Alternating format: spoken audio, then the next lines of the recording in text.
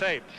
Joe Hipp, you will see, is 6 years older than Tommy Morrison, but that 223 pounds, Alex, as I said, the lightest Hipp has ever fought. Yeah, and Joe says he didn't diet then, although we all know how successful diets can be, some diets, but he says he got the weight off by working it off, and it makes him as confident as he's ever been.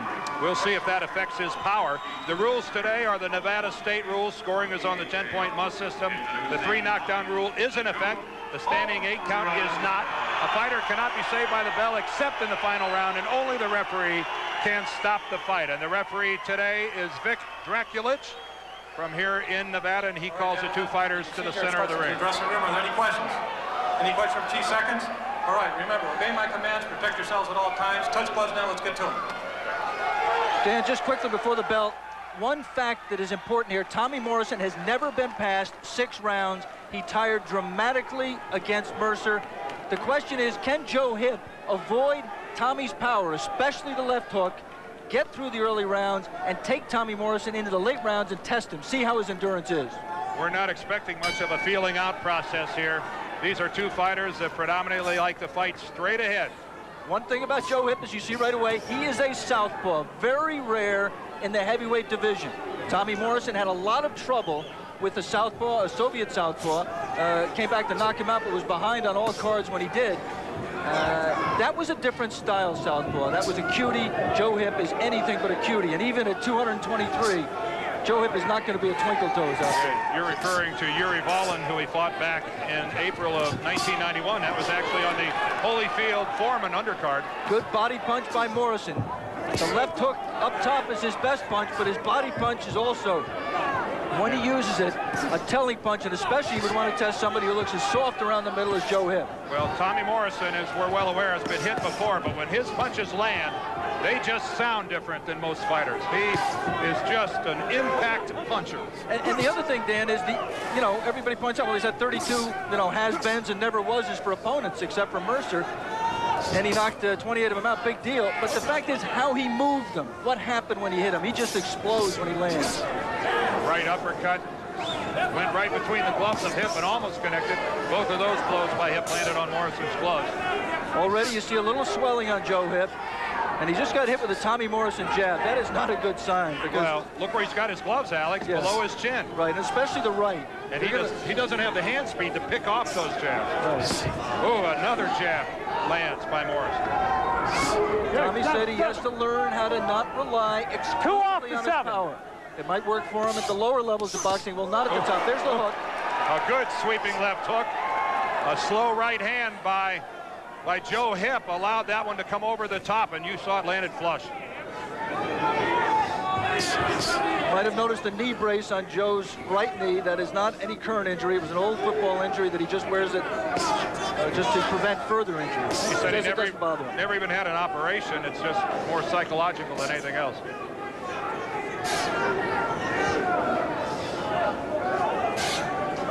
Tommy Morrison did tire badly in the Mercer fight, although you get the impression that it wasn't so much from lack of conditioning. He's a tense fighter, Alex. He just is one of those people that every punch he seems to throw like it's his last. Well, he says, Dan, that it was the stress of hitting Mercer with some of the best punches he ever threw and seeing Mercer still standing there, that he panicked. And that happens to a lot of fighters. I think Mike Tyson admitted it happened to him against Quick Tillis the first time he had to go the distance. But the fact of the matter is, I think also that Ray Mercer started to punch back in that 4th round. And I think those punches might have had more effect on Tommy than Tommy's admitted to us and even to himself. We're inside the final 10 seconds here in the 1st round. This fight is scheduled for 10. Tommy Morrison and Joe Hipp, stay with us. My brother. The bell rings and away we go in the 2nd round here at Bally's in Reno. That's Tommy Morrison on the left of your screen, circling to the top. And another nice jab from Morrison. I mean, that's a punch. He wants to prove to himself that he can be a boxer, that he can be more than just a one-dimensional fighter. And Joe Hipp is eating it with regularity. Yeah, Joe's available for the punch. I think I'd keep throwing it too. Again, Morrison scores with the jab. And Joe's swelling, especially in the right eye, which is real dangerous because that's... A spectacular combination by Morrison, a pair of jabs and then a right. And for some reason, Joe Hipp is carrying his gloves low and is just, as Alex said, making himself available. We talked to Joe about, Joe, how are you going to avoid Morrison's power? And he says, I got to block it. I got to keep my right hand up to avoid the left. He just hasn't done it. No, from a hand speed survey of what we've seen here as we move into the second round here, it's clearly Tommy Morrison who's the possessor of the quicker hands. Quicker hands, more power. The only question about Tommy, as we said, if he doesn't, if Joe stands up as he's doing now, and if Joe doesn't puff up so much that the doctor or the referee have to stop the fight, will Tommy be able to keep this pace up? Right now, it's a very measured pace. He's not exerting himself. He's not going wild.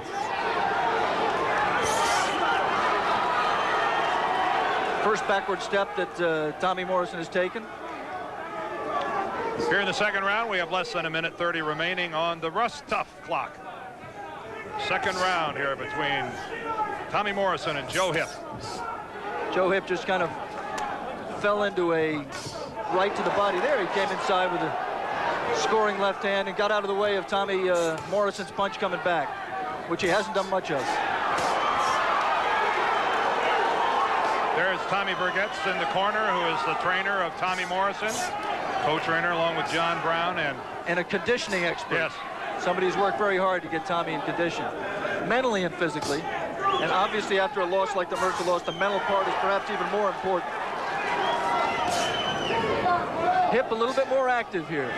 Not as much coming back from Tommy Morrison.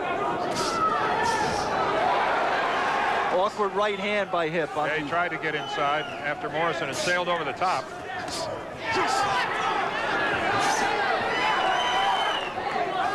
One thing that you notice with Joe Hipp, when he does jab, which isn't often, but when he does, he brings his jab back low, and that's just suicidal against the Tommy Morrison. You saw Joe Hipp look over at the referee. Like, hey, pal, I'm in here trying to get the job done. Don't bother me.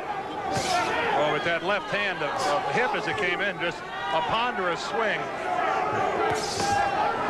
Tommy Morrison under control and very measured here as we come to the end of the second round.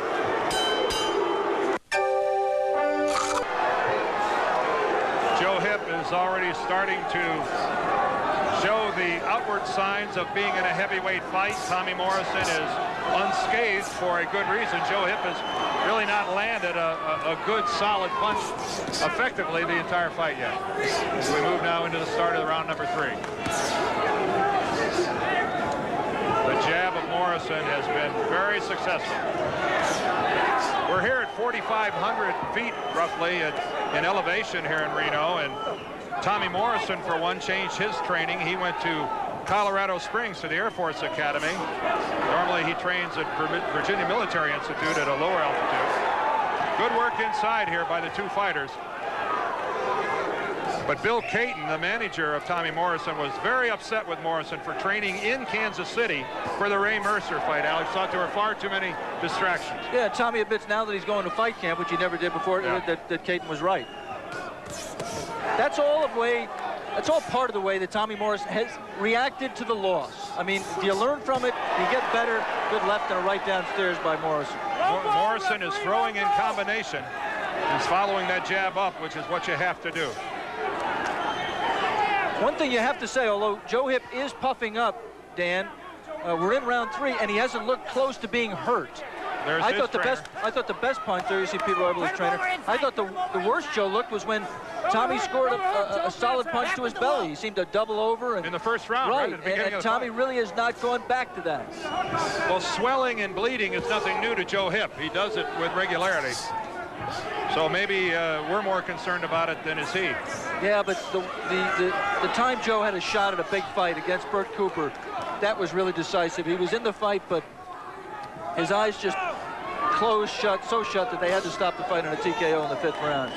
We want to remind our local ABC stations that at the end of this round, we're going to take a station break.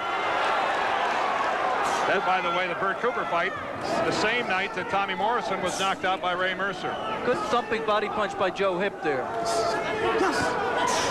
See Joe trying to counter. A sweeping backing move up, giving ground. You know, that move by Morrison, Alex, took him off balance, and Hipp was too slow to take advantage of it.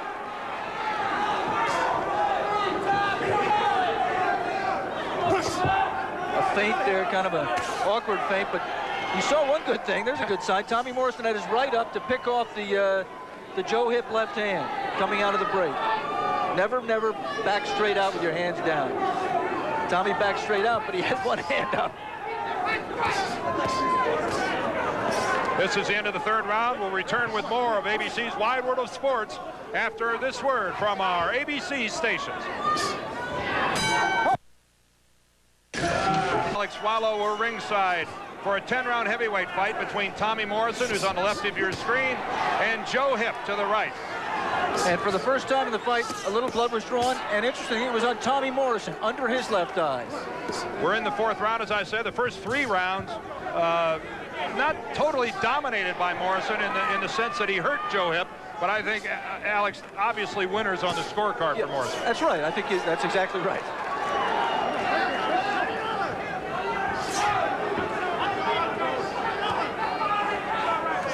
Joe Hipp was born in Browning, Montana, grew up in Yakima, Washington, and there's his wife, Barbara.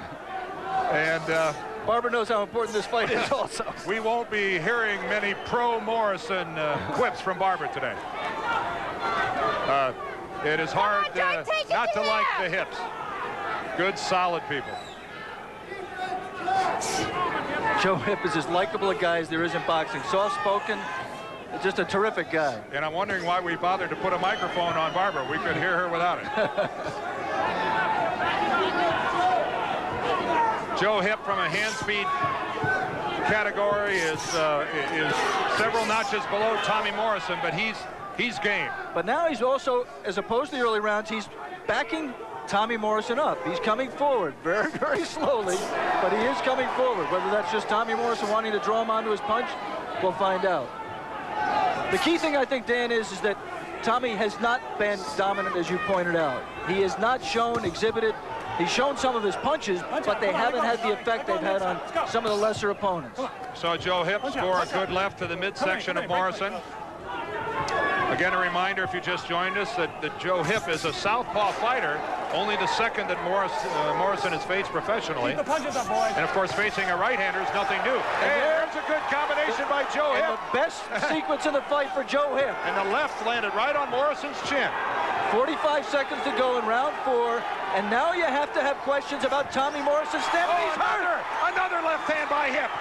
And he responded with a big left. He sure did. You saw Morrison come in with it. And to say the tempo is picked up would be an understatement. But Joe Hipp, you can see it in his eyes. And a big cut on the right eye of Tommy Morrison. Senses that he has hurt Morrison, and Alex is right. Look at the blood come down the right cheek of Morrison from his right eyebrow. Well, things have become interesting here in the closing moments of the 4th round. Tommy Morrison holding on, trying to recover. The end of the 4th. We are scheduled for 10, and this thing just got fun. Just got fun. Not long ago at Subway. The medical report card on Morrison, he has a mouse under his left eye, but a cut over his right eye on the outside of the eyebrow. And more important than the cut was how vulnerable he looked to a guy in Joe Hipp, who really, as big as he is not a power puncher, Dan. He's really kind of an arm puncher. Oh, great uppercut by Morrison. And the first one we've seen. Oh, and a right to the chin puts Joe Hipp down.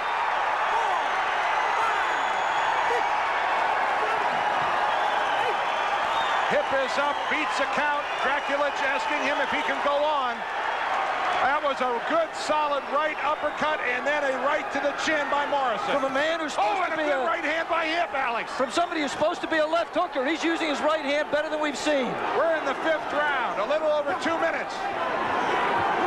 And you notice Joe Hipp is not holding on.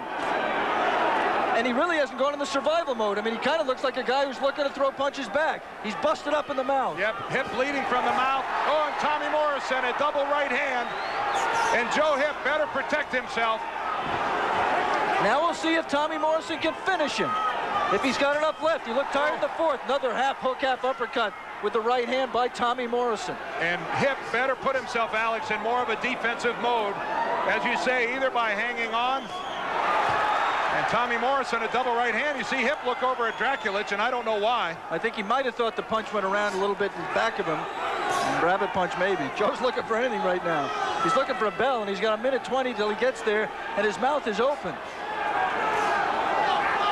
He is a brave, game fighter, Joe Hipp. And Tommy Morrison is becoming more deliberate here. Yes, and this is interesting. He's taking his time because I think he remembers back to the Mercer fight when he had Mercer hurt and punched himself out. He is clearly pacing himself. And that was a scoring left hand by Hipp. Ooh, and an off-balance combination by Hipp that does nothing. Inside a minute remaining here in the 5th. And I wasn't sure we were going to get to this point. Morrison knocked down Hipp in the early stages of this round, and it almost looked like Hipp wasn't going to beat the count, but he did. Alex, can Morrison be deliberate to a fault? Well, you know, he knows his body a lot better than we do, and he might sense that he was getting real tired. I mean, he expended a lot of energy, and he may be right. He may be exhausted right now and looking to let his tank fill up a little bit. It's a great thing for Joe Hipp, allowed him to survive this round, and it looked for a moment like there's no way he could.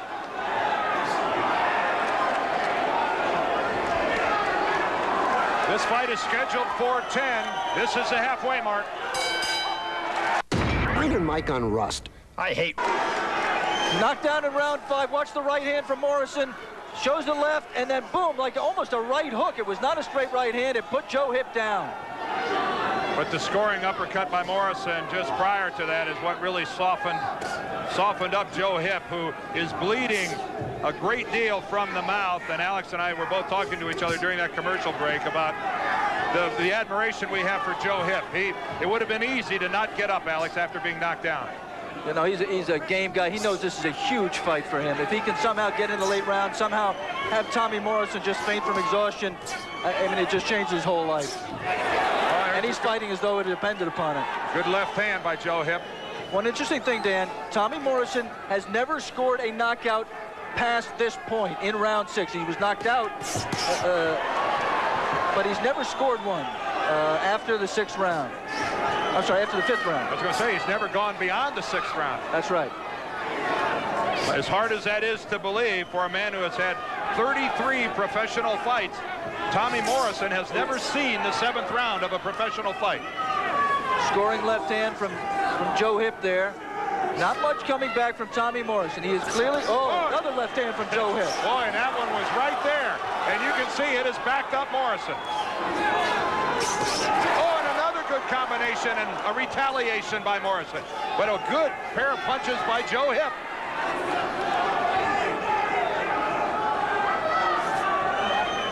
I'm sure Tommy Morrison right now is thinking to himself, my life would be a lot simpler if this man would have stayed down after I put him down. This is Tommy Morrison at this point. Could change any moment. At this point, he's in a survival mode. His mouth is open. He is very tired, and he's waiting for a second win. Well, he won't get a break for a minute. 1 minute remaining here in the 6th. Oh, those combinations that he just tried and fell short were pathetic. I mean, he was just pushing him. Look, there's no snap. There's nothing on his punches at all. We're just past the halfway point in this fight. And the power that Tommy Morrison has in the early rounds, he has not, at this stage, been able to carry here into round 6. But Joe Hipp knows, and we should know, that it can come back in a flash at any moment. Joe Hipp has been the aggressor here in the 6th. He has apparently stemmed that flow of blood from his mouth. There's a good right hand by Morrison, but while it scored, it didn't look to do much damage. Facially, Joe Hipp really doesn't look much the worse for wear, Alex, than he did, say, after the 3rd round, although there is some noticeable swelling in that right eyelid.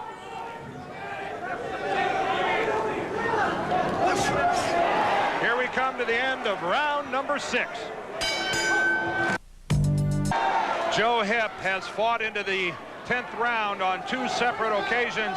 Tommy Morrison is on ground where he has never been before. In the 7th round of a professional fight. And he looked spent at the end of the 6th. He opens up the 7th here with crisper punches. I'm amazed at Tommy. I mean, I don't know if anything's wrong with his left hand. He has not really scored with that left hook. He's used a jab, the left hook just has not been a factor. And remember that early in his career, he was just a one-punch fighter, and it was the left hook. It was devastating. And really a thing of beauty, just a natural hook. He just hasn't thrown it. And Joe Hipp is inviting. I mean, the right hand's down. I don't know what Joe Hipp is thinking with his arms that low. That's good hips, Tom. Keep Unless the he hips is long. taking a Rocky Balboa strategy and saying, hit me. I'm not sure you have enough to take me out, but it didn't look that way in the 5th when he was on the seat of his pants. Clearly, Sylvester Stallone and Joe Hipp have different personal trainers, but at least they were both, Rocky Balboa and Joe Hipp were both southpaws, so there are some similarities. That's right. Again, a reminder that knee brace on the right leg of Joe Hipp is nothing current. It just goes back to his high school football days, and he really wears it more for comfort than anything else. Again, Hipp coming forward. Morrison not throwing many meaningful punches. One right hand at the opening bell that really was hard, but look there. I mean, that's just, he's not planning himself. He's bouncing and trying to punch at the same time. Good right hand there. Yeah, a good right hand counter by Morrison. And Joe Hipp, his right eye is definitely starting to swell to the point where I'm not sure if it's impairing his vision. It's safe to say it's not helping his vision any. And of course, that's from whence the left jab comes, that jab of Morrison's that he scored easily with and often with early in the fight. Inside a minute here in the 7th. I mean, based upon Tommy Morrison's record, especially with Mercer, you'd have to say that, you know, the big thing is it appears the problem is good combination by Hipp. You have to say Morrison's biggest problem is stamina, is endurance, but also in his record is difficulty with one southpaw, and it could be that Tommy's just having trouble solving the southpaw stance. But we have to point out, I mean, Joe Hipp is just standing right in front of him. I mean, it's just, and he's not a defensive fighter, clearly. It's just hard to believe that a guy who is as stationary and as slow and as right in front of you as Joe Hipp is could give Tommy Morrison this much difficulty simply by standing up to his power. Well, Tommy Morrison told us that he's always been a straight-ahead fighter. It's the only way he knows how to fight.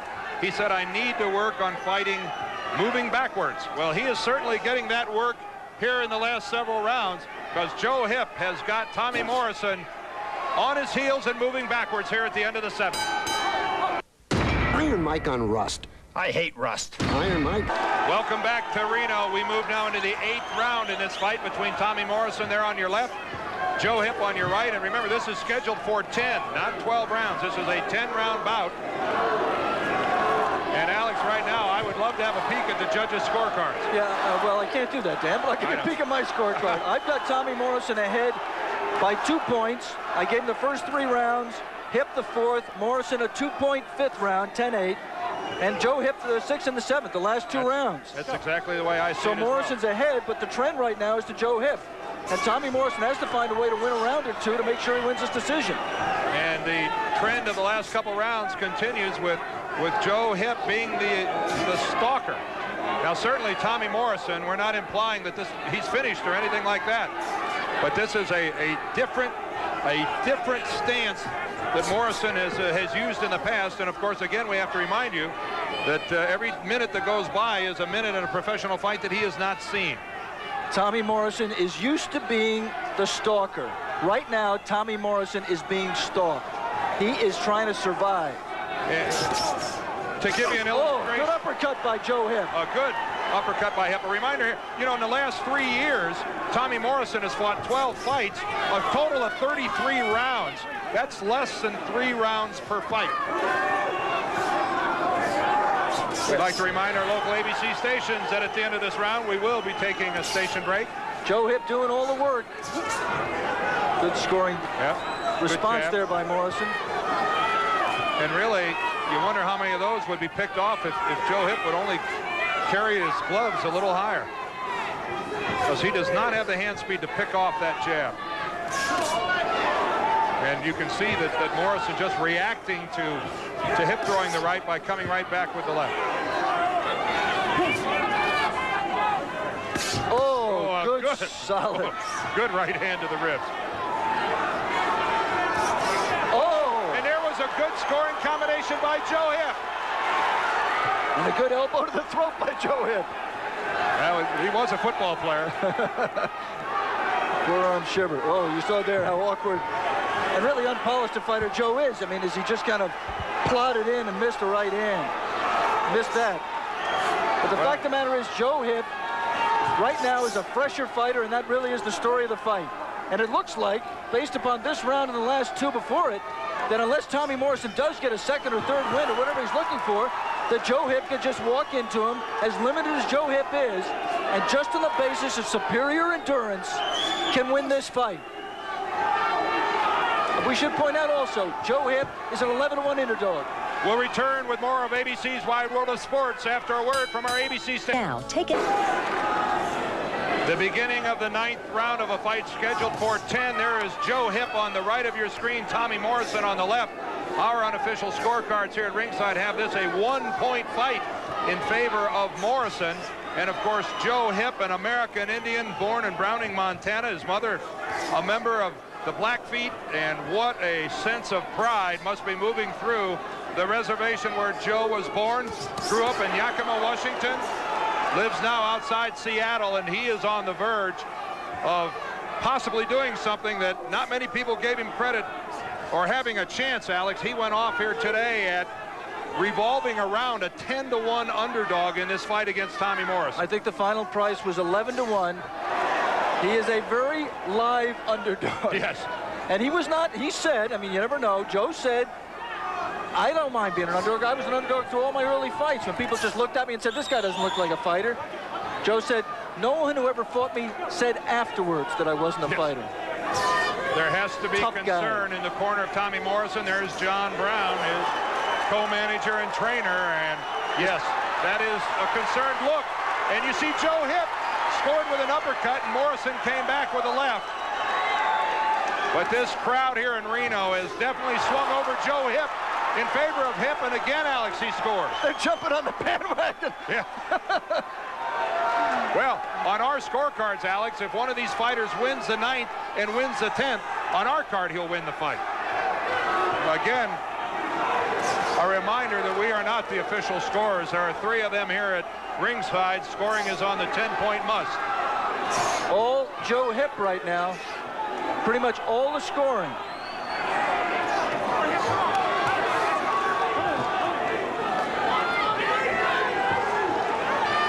Four minutes of boxing left. This is the final minute of the 9th.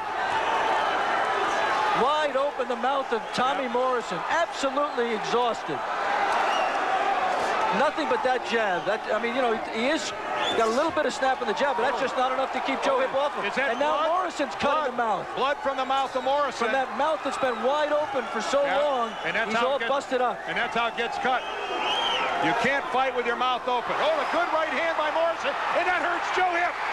Joe Hipp is in trouble. Joe Hipp is down. A right hand from Tommy Morrison staggers Joe Hipp. Hey. It stops the fight. And Tommy Morrison summons the power today, and it saves him in the 9th round.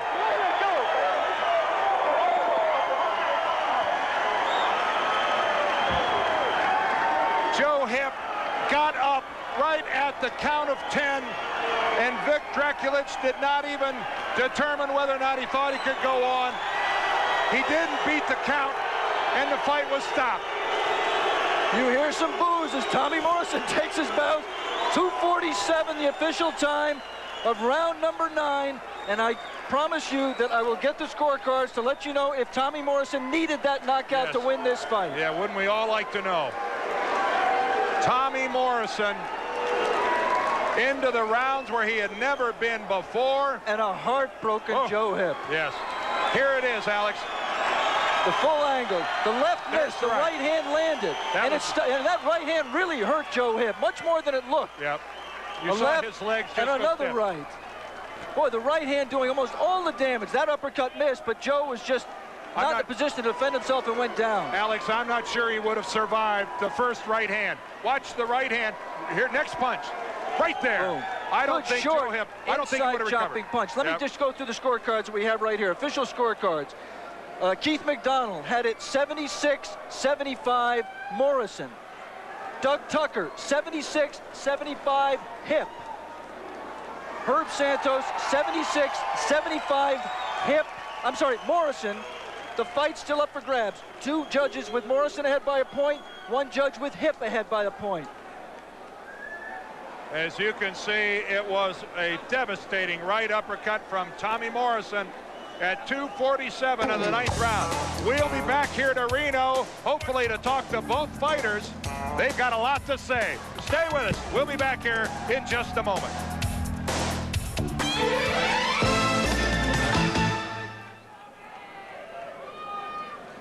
Tommy, congratulations. It looked to us at ringside that you were on the verge of defeat, that you were exhausted, that he was coming on, winning the middle rounds and the late rounds, and that you needed a knockout to win. How tired were you, and in your mind, where did you stand in this fight? Well, one of the main things that we did, you know, right in the 2nd round, I broke my jaw and I hurt my right hand in the 4th round. One of the reasons I moved around and managed to jab. So we learned 2 things today, and that's face adversity and be able to overcome it. And also we got some rounds that we needed to learn to keep our mouths shut. So there's a lot of learning experience come out of this fight. Looking forward to some of the next fight. I think I learned a lot from this. Joe Hipp is one of the hardest punches I've ever fought. Very tough guy, very courageous, and I take my hat off to him. Tommy, it seemed to us that you threw very few hooks, that actually the damage you did were with the right hand that you say you injured. Right. Why so few hooks? Was it a southpaw stance? Well, I think the southpaw kind of threw me off a little bit. He's also in a low position.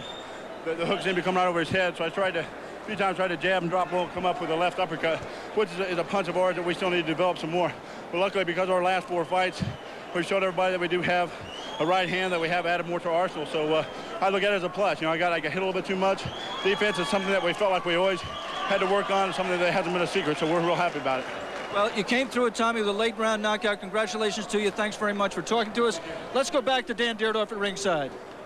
Okay, thank you, Alex, and we'll return to talk to Joe Hipp, but now it's time for our regular feature on what's new in the world of sports science and technology. Sports and science converge. Underdog, 11-1 underdog. Joe, you said despite those odds, you were very confident coming into this fight, and for a while it looked like you had good reason to be. Yeah, I was very confident. You know, I took his best shot. He just caught me in the end. Just couldn't do nothing about that. But we're still here, and we'll keep on working. Do you have any quarrel with the referee's decision to end it? Well, you know, I thought I was getting up. I don't know. I ain't the referee, so it's up to his job. I felt good, though, once I got up. I thought I was up by 10, but I don't know. Joe, from your point of view, you know, you wanted to win the fight. You're in a position to win the fight. I had you ahead by a couple of points. One judge had you ahead 1 point. The other had you within a point. But this really has to be a loss that you can build on in terms of your career. You've proved something about yourself. I mean, do you feel that way? Well, yeah. You know, I got hit in I was in a 2nd or 3rd round, went down, but I got right back up. You know, my heart's in it. I wish you wouldn't have stopped it because I was a tip-on fight, and I think the fight would have went the full 10 rounds. I would have won a decision. You know, but I got a little lazy and he caught me with a good punch. How much of a problem was the right eye? Could you see out of it? Oh, I can see fine. It was just a little swelled, but I squint all the time anyway. It was a terrific performance, Joe. Thanks very much for talking to us. Congratulations to you. Let's go back now to Dan Dierdorf at ringside. Okay, thank you, Alex. Tommy Morrison moves to 33-1 with that knockout, and that's it for us here in Reno. For Alex Swallow, I'm Dan Dierdorf, and all of our ABC crew, thanks for being with us. It's been a fun year. This is our final fight of the season. Now we'll rejoin Al Michaels at Hollywood Park after this commercial.